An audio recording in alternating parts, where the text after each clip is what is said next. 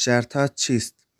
شرط‌ها یکی از مفاهیم مهم در برنامه‌نویسی هستند که به برنامه اجازه میدن تصمیم بگیرن و بر اساس شرایط مختلف کارهای متفاوتی انجام بدن. به زبان ساده، شرط‌ها مثل یک سوال هستن که برنامه اون رو میپرسه و بر اساس جواب بله یا خیر کار خاصی انجام میده. چرا شرط‌ها مهم هستن؟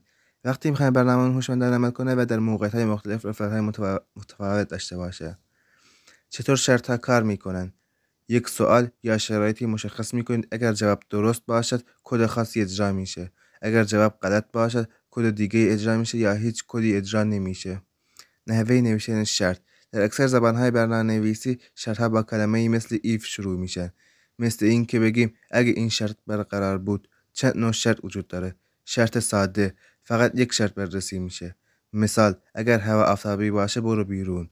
شرط دو حالته: if else. اگر شرط درست باشه یک کار انجام بده، اگر غلط باشه یک کار دیگه انجام بده.